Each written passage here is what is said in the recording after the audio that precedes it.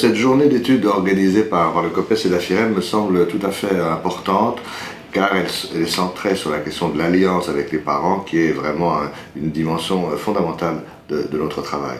L'alliance avec les parents est indispensable dans tous les cas. On sait dans le domaine de l'autisme à quel point cette question a été conflictuelle et à quel point les parents nous ont reproché non seulement de les culpabiliser, mais de ne pas faire suffisamment alliance avec eux pour un travail au quotidien. Cette question de l'alliance avec les parents est peut-être encore plus importante et complexe dans le champ de la protection de l'enfance et de l'enfant. En effet, pour les professionnels, c'est parfois difficile de s'identifier avec des parents maltraitants. C'est plus facile de s'identifier avec des parents fusionnels, par exemple. Mais s'identifier à des parents maltraitants est compliqué.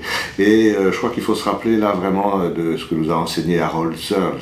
Harold Searle disait si on s'occupe des enfants en pensant que tout leur malheur, toutes leurs difficultés viennent de leurs parents, d'une part c'est faux, parce qu'il faut garder un peu un modèle polyfactoriel, d'autre part c'est nocif, parce que justement aucune alliance n'est possible dans ces conditions. Et ce qui est pire encore, c'est que peut-être cette théorie risque de culpabiliser et de déprimer l'enfant dans un deuxième temps, car les enfants ont besoin en permanence de penser qu'ils ont pu rendre leurs parents suffisamment bons dans la perspective winnicottienne.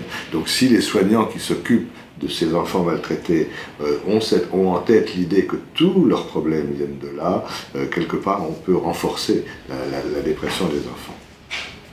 Mais à propos de classe des parents, puisque c'est le sujet que j'essaierai d'aborder, les parents réels, les parents imaginaires, les parents symboliques, c'est intéressant de prendre les choses des deux côtés peut-être. Du point de vue de l'enfant, penser aux parents, c'est penser aux différents axes de la filiation.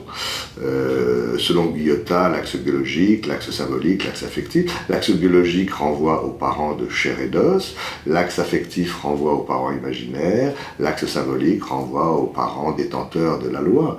Et puis du côté des parents, penser à la place des parents, c'est évidemment se référer, je crois, au travail, au rapport de Didier Houzel sur les différents axes de la parentalité, l'exercice de la parentalité, de la pratique de la parentalité. En ajoutant d'ailleurs peut-être un axe narratif de la filiation que nous développons actuellement avec Marie-Rose Moreau et qui permet de poser la question de savoir autour d'un enfant qui est détenteur de la continuité de son histoire, qui est le garant de la continuité de son histoire. Alors la place des parents, on peut y réfléchir de différentes manières. D'abord, il y a cette question qui infiltre tout le champ de la protection de l'enfant et de l'enfance. C'est jusqu'où garder une place aux parents maltraitants, jusqu'où peut-on les considérer comme potentiellement possibles.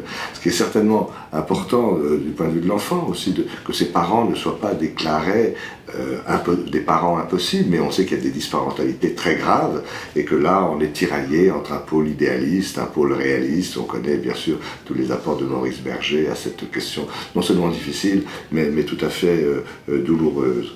Et puis bon, chaque institution ou chaque équipe bien sûr doit se prêter ses propres repères et éthiques notamment.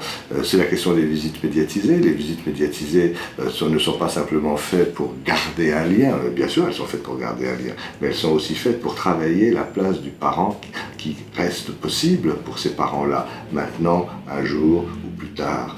C'est difficile de penser jamais, bien sûr, c'est toujours difficile de penser jamais. Et puis il y a la place des parents aussi, je crois, dans les synthèses, parce que au fil de l'histoire, chacun, les différents membres d'une équipe vont se sentir représentants d'une certaine partie des parents ou de l'enfant, et le but des synthèses c'est justement de remettre en circulation dans une perspective chère à Pierre de Lyon sur la psychothérapie institutionnelle. Les synthèses sont faites pour rassembler en quelque sorte les différentes projections, les différents éléments transférentiels. Les parents sont là dans les synthèses même s'ils ne sont pas là physiquement, et nous avons à travailler sur ce puzzle en quelque sorte, des différentes facettes de la fonction parentale. Voilà, donc je suis très heureux d'intervenir dans le cadre de cette journée. Je crois qu'elle est très importante. Et puis, le thème qui m'a été proposé, parents réels, parents imaginaires, parents symboliques, je le trouve assez fécond et en tout cas très stimulant pour la pensée. Voilà, à très bientôt donc.